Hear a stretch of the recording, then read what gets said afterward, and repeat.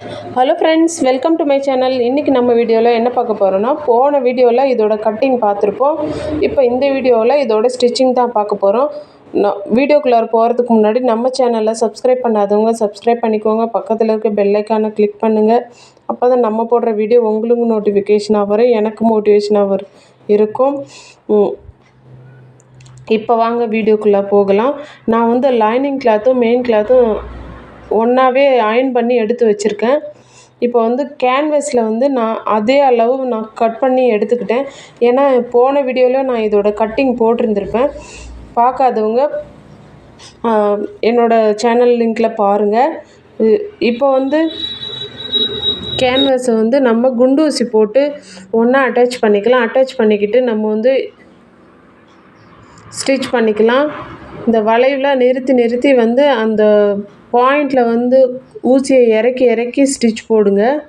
அப்போ தான் பார்க்குறதுக்கு ஃபினிஷிங்காக இருக்கும். என்கிட்ட என்னன்னாக்கா கேன்வஸு ஸ்டிச் பண்ணுறதுக்கு ஏன்னா கஸ்டமர் வந்து இதில் வந்து லைனிங் கிளாத்தும் மெயின் கிளாத்துமே கம்மியாக தான் கொடுத்துருந்தாங்க. அதனால் நான் வந்து வெறும் கேன்வஸ் மட்டுமே நான் அடித்து திருப்பிட்டு அதுக்கப்புறம் ஆல்ரெடி நம்ம லைனிங் தான் கொடுக்க போகிறோம். அதனால் அது உள்ளேயே நம்ம ஜாயின் பண்ணிக்கலான்னு சொல்லிவிட்டு நான் அப்படியே அடித்து திருப்பி சின்ன சின்ன கட் கொடுத்துக்கிறேன். இப்போ வந்து திருப்பி எடுத்துக்கலாம்.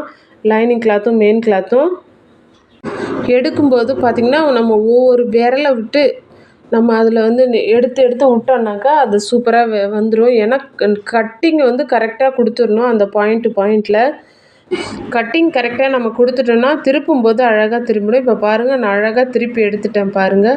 ஒன்று போல் கொஞ்சம் சுருக்கம் அந்த மாதிரி ஏதாவது இருந்தால் கண்டிப்பாக அதை எடுத்து விட்ருங்க. முடிஞ்சால் அயர்ன் கூட பண்ணிக்கோங்க. நான் அயர்ன் பண்ண போகிறதில்ல. ஏன்னா இது மேலே லேஸ் ஒர்க்கும் ஸ்டோன் ஒர்க்கும் நான் பண்ண போகிறேன். அது பண்ணி முடிச்சுட்டு வேணால் நம்ம அயர்ன் பண்ணி எடுத்துடலாம். முன்னாடி எப்படி நம்ம போட்டோமோ அதே மாதிரி இப்போ நிறுத்தி இந்த டிசைன்லேயுமே நம்ம போட்டுக்கிட்டு வரணும். ஆனால் பாருங்கள், கேன்வஸ் வந்து டிரான்ஸ்பரண்ட்டாக தான் தெரியுது.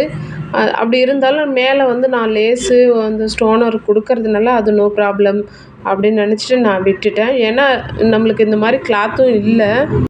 நீங்கள் ரெடி பண்ணும்போது கண்டிப்பாக நீங்கள் வந்து லைனிங் கிளாத்தோ இல்லை மெயின் கிளாத்தோ கொடுத்து ரெடி பண்ணுங்கள். நான் இப்போ அப்படியே சுற்றி ஒரு ஸ்டிச் போட்டு எடுத்துக்கிட்டேன். இப்போ வந்து டாட் பிடிச்சிக்கலாம். டாட் 2 பக்கம் பிடிச்சிட்டு அதுக்கப்புறம் நம்ம லேஸோ இல்லை ஸ்டோனோ வச்சு எடுத்துடலாம். இந்த டிசைன் பார்த்திங்கன்னா கஸ்டமரே தான் எனக்கு சூஸ் பண்ணி கொடுத்தாங்க. ஏன்னா எனக்கு கேட்டிருந்தாங்க ஒரு 450 ரூபாயில் எனக்கு ஒரு டிசைன் பண்ணி கொடுங்கன்னு சொல்லியிருந்தாங்க. வித் லைனிங்கோடு கேட்டிருந்தாங்க. என்கிட்ட தான் நான் ஆல்ரெடி லைனிங் கட்டாகவே வாங்கி வச்சுட்டு யாருக்கு கேட்குறாங்களோ அவங்களுக்கு ஸ்டிச் பண்ணி கொடுத்துருவேன். ஒரு சில பேர் லைனிங் வாங்கிட்டு வந்துடுவாங்க, ஒரு சில பேர் லைனிங் வாங்காமல் வருவாங்க. வர்றவங்களுக்கு லைனிங்கை ஃபஸ்ட்டே அவங்க வந்து சொல்லிட்டாங்கன்னா அலசி போட்டு அயர்ன் பண்ணி எடுத்துகிட்டு தாங்க நான் ஸ்டிச் பண்ணுவேன். ஏன்னா என்னை பொறுத்தளவு எவ்வளோ விலை உயர்ந்த துணியாக இருந்தாலுமே சரி, நீங்கள் அயர்ன் பண்ணிவிட்டு ஒரு முறை ஸ்டிச் பண்ணி பாருங்கள், அவ்வளோ சூப்பராக இருக்கும். இப்போ வந்து நான் பாம்பு லேஸ் எடுத்துருக்கிறேன். ப்ளைன் லேஸ் தான் எடுத்திருக்கேன். அந்த லேஸை வந்து அந்த டிசைன் அந்த வளைவு மாதிரி டிசைன் இருக்குது இல்லைங்களா, அதில் அப்படியே நான் கொடுத்துக்கிட்டே வரேன். மடித்து நம்ம ஸ்டிச் போட்டுக்கிட்டே தான் வரணும். ஸ்டிச்சை ரொம்ப இழுத்து போட்டுறாதீங்க, லூஸ் கொடுத்து ஸ்டிச் பண்ணுங்கள். அப்போ தான் அந்த டிசைன் அப்படியே வரும். நிறைய பேர் நம்ம சேனலை சப்ஸ்கிரைப் பண்ணாமல் பார்க்குறீங்க. ப்ளீஸ் அந்த சப்ஸ்கிரைப் சேனலை அழுத்தி விட்டுட்டு பாருங்கள். ஏன்னா எனக்கு ஒரு உதவி பண்ண மாதிரி இருக்கும். உங்கள் சிஸ்டர்ஸ்க்கு யாருக்காவது உதவி பண்ணுற மாதிரி யோசித்து கொஞ்சம் பண்ணுங்கள். இப்போ நம்ம வளைச்சி ஸ்டிச் போட்டுக்கிட்டே வரணும். சிங்கிளாக ஸ்டிச்சு. இப்போ அது மேலே டபுளாக ஸ்டிச் போட்டுக்கோங்க. ஸ்டிச் போடும்போதே கரெக்டாக அந்த பாயிண்டில் பார்த்து போடுங்க.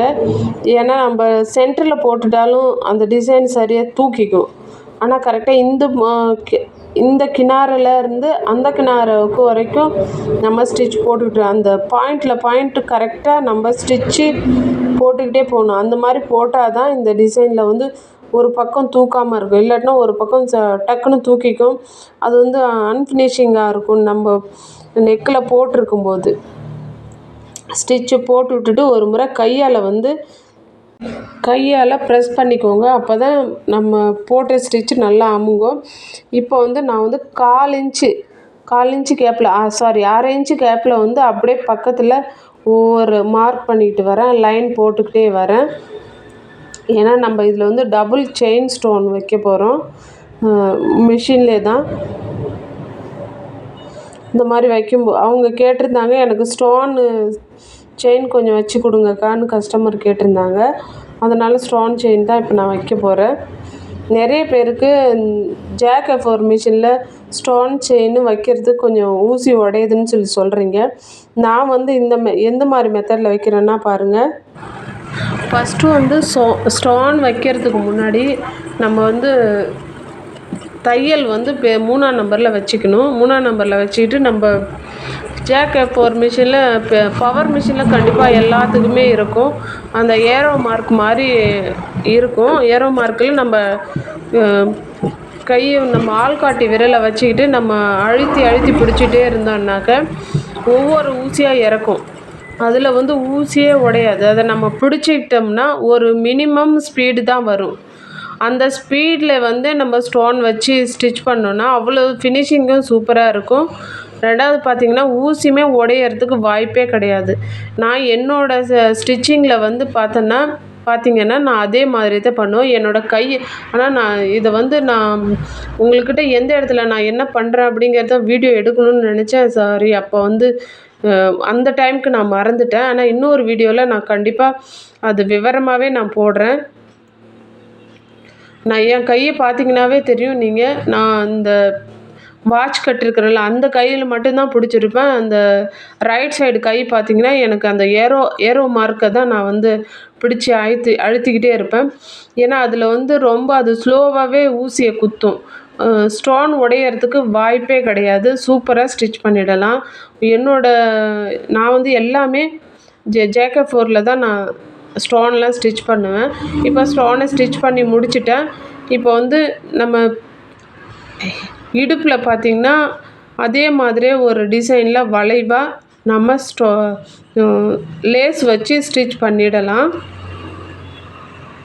கண்டிப்பாக நெக்ஸ்ட் வீடியோவில் நான் ஸ்டோன் செயின் எப்படி இந்த ஜாக் F4 ஊசி உடையாமல் ஸ்டிச் பண்ணுறதுன்னு கண்டிப்பாக நான் போடுறேன். நான் வந்து ஒரு ஐடியாவே இல்லாத தான் இந்த ப்ளவுஸை ஸ்டிச் பண்ணேன்.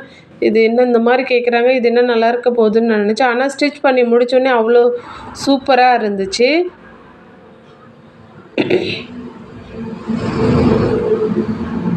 அதுலேயுமே அப்படியே டபுள் ஸ்டிச் போட்டு எடுத்துக்கோங்க. டைமும் ஆகக்கூடாது. நமக்கு வந்து சீக்கிரமாக வேலை முடியும்னா கண்டிப்பாக இந்த மாதிரி டிசைனை சூஸ் பண்ணி ஸ்டிச் பண்ணுங்க. நாட்டுக்கு வந்து நம்ம ரெடி பண்ணிக்கலாம். ப்ளவுஸ்லாம் வந்துச்சுன்னா நான் வந்து என்னால் முடியுமோ அவங்க எவ்வளோ டிசைன் வந்து சிம்பிளாக கொடுத்துருந்தாலும் அதில் எவ்வளோ கிராண்டாக பண்ண முடியுமோ அந்த அளவுக்கு நான் மணியாக வாங்கி வைக்கும்போது அவ்வளோ லைஃப் வராது. அது சில டைம் கருத்தும் போயிடும். பொருள் நல்லாவும் இருக்கும். அழகு எந்த அளவுக்கு பண்ணுறோமோ அந்த அளவுக்கு வந்து அப்படியே இருக்கும். சாரீ லைஃப் லாங் வர மாதிரியே ப்ளவுஸும் இந்த மாதிரி டிசைனுமே லைஃப் லாங் நல்லாவே இருக்கும். மோஸ்ட்லி வந்து ஆரி ஒர்க் ப்ளவுஸ் இந்த மாதிரி கொஞ்சம் ஹெவி ஒர்க்குக்கு தான் அந்த மணியெல்லாம் வச்சு ஸ்டிச் பண்ணலாம். ஆனால் நார்மலாக நம்ம வந்து போடுறதுக்காக இந்த மாதிரி நம்ம ரெடி பண்ணிக்கிட்டோம்னா பார்க்குறதுக்கு மேட்சிங்காகவும் இருக்கும், ஃபினிஷிங்காகவும் இருக்கும், சூப்பராகவும் இருக்கும். நான் வந்து இது ரெடி பண்ணி எடுத்துட்டேன். 2 பக்கமும் ஈவனாக வச்சு மார்க் பண்ணிவிட்டு இப்போ நாட்டை வந்து ஸ்டிச் பண்ணிக்கலாம்.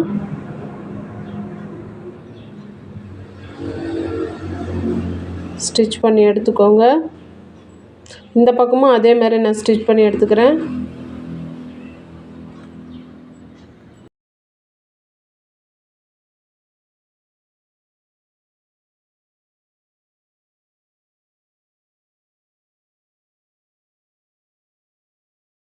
லுக்கு இப்படி தாங்க இருந்துச்சு.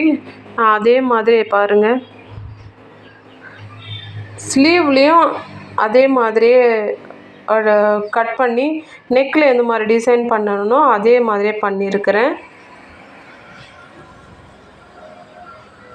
அது மாதிரி ஸ்டோனும் வச்சுருக்கேன். அந்த மாதிரியே கட் கொடுத்து வளைவாக லேஸ் கொடுத்துருக்கேன். வீடியோ பிடிச்சிருக்குன்னு நினைக்கிறேன். பிடிச்சிருந்தால் லைக் பண்ணுங்கள், ஷேர் பண்ணுங்கள், சப்ஸ்கிரைப் பண்ணுங்கள், பக்கத்தில் இருக்க பெல் ஐக்கானை கிளிக் பண்ணுங்கள். அப்போ தான் நம்ம போடுற வீடியோ உங்களுக்கு நோட்டிஃபிகேஷனாக வரும், எனக்கு மோட்டிவேஷனாக இருக்கும். தேங்க்ஸ் ஃபார் வாட்சிங் ஃப்ரெண்ட்ஸ்.